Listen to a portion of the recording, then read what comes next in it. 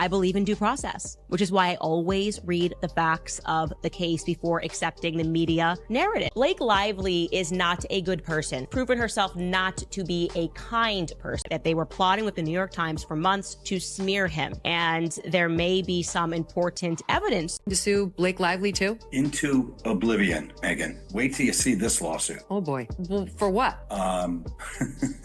So in Justin Baldoni's lawsuit, he accuses Ryan Reynolds and Blake Lively of colluding with the New York Times. They're bombshell, and this time it is pertaining to the New York Times. Amazing that you're not going to believe this, okay? It looks like Justin Baldoni may have a very strong case against the New York Times. I know for a fact that the mainstream media will lie and they will smear on behalf of their powerful friends. Evidence, admissions, documents, which prove exactly what she did. Reportedly is claiming that she doesn't want Brian Friedman to depose her because of unspecified statements that he's made about her. The most difficult person that she has ever worked with and the rudest person that she had ever worked with was Blake. And how she bullied her way through the process to take over the movie. Agent who will be part of this lawsuit. You mean like when he said that they had plans to sue her into oblivion? Blake Lively will be sued, and we're carefully considering other people that will be sued also. What if the Hollywood love stories we adore are hiding darker truths?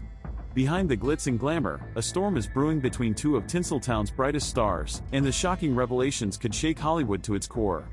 At the center of this drama, Blake Lively, Justin Baldoni, and an escalating feud that's entangling major A-listers, including Ryan Reynolds and even Taylor Swift.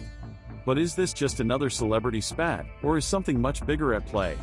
It all started during the filming of It Ends With Us, a movie adaptation of Colleen Hoover's best-selling novel. Blake Lively was the star, but Justin Baldoni wasn't just her co-star, he was also the director and producer, a power dynamic that would soon become a major point of contention. According to Lively, Baldoni made her uncomfortable on set. She claimed he pushed improvisational moments that blurred personal and professional boundaries, making her feel objectified. One instance, in particular, allegedly involved him commenting on her appearance in an outfit, calling it sexy in a way that left her feeling uneasy. While some dismissed the tension as typical Hollywood drama, Lively took things further, filing an official complaint with the California Civil Rights Department. That's when things took a shocking turn. Baldoni wasn't just going to sit back and let his reputation be destroyed. He fired back with a lawsuit of his own, not just against Lively, but also her husband Ryan Reynolds and their powerhouse publicist. His claim? Defamation, character assassination, and even extortion. Baldoni alleged that Lively and Reynolds were trying to strong-arm him into giving up creative control of It Ends With Us. According to sources, Lively wanted to have a greater say in the film's direction, but Baldoni refused to budge. The lawsuit suggested that Lively and her team plotted to use the allegations as leverage to force Baldoni out, and when that didn't work, they went straight for his reputation. Suddenly, this wasn't just a behind-the-scenes power struggle. It had turned into a Hollywood true crime saga. As soon as the lawsuits were filed, the real war began, not in court, but in the media.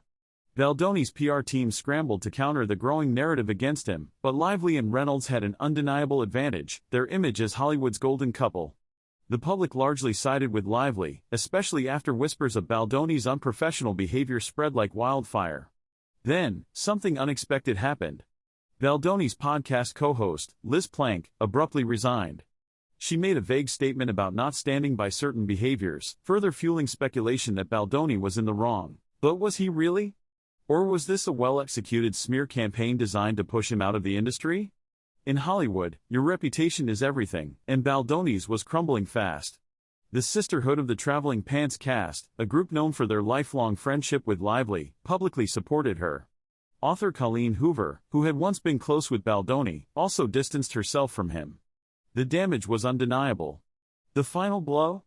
Baldoni was dropped by his talent agency, and his Voices of Solidarity award, previously given to him for his activism, was rescinded. One by one, doors were closing for him. Just when it seemed like things couldn't get more twisted, another major player entered the scene, Taylor Swift.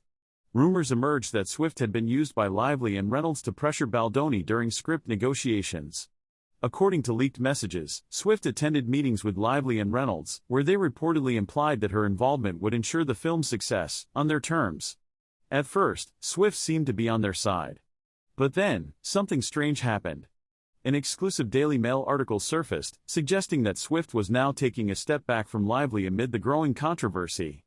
While the piece read like a simple celebrity gossip story, insiders were quick to point out something odd. Taylor Swift doesn't just take a step back from people.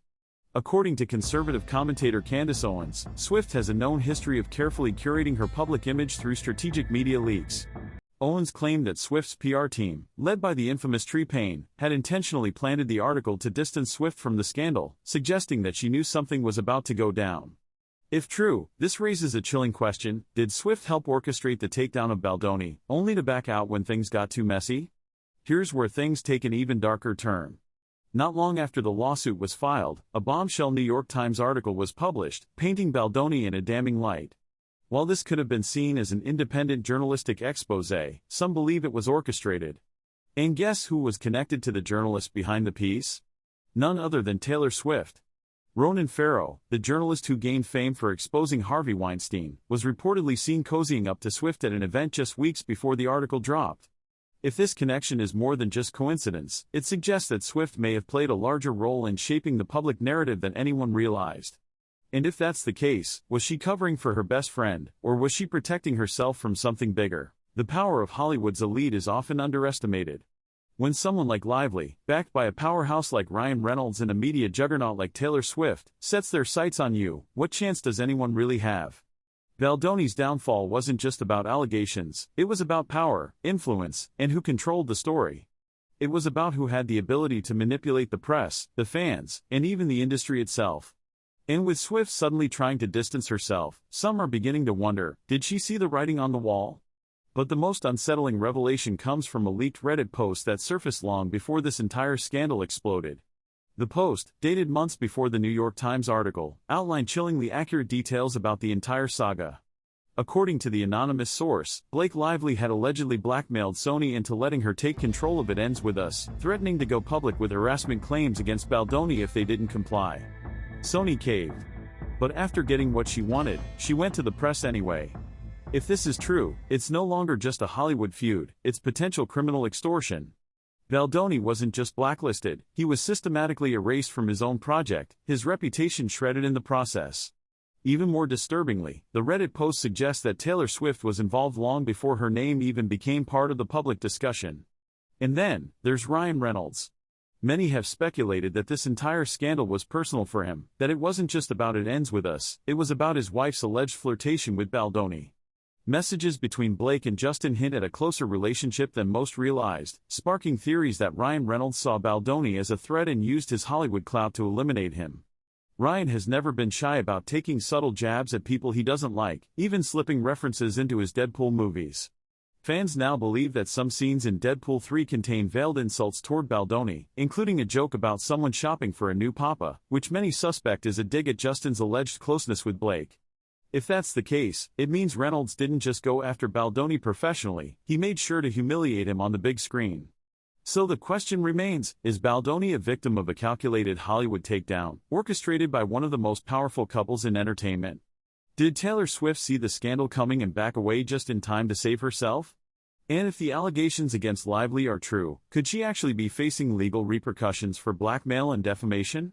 In Hollywood, the line between hero and villain is often blurred, leaving us to wonder, who's writing the real script? As the saga continues, one thing is clear: in Tinseltown, the drama is never confined to the screen.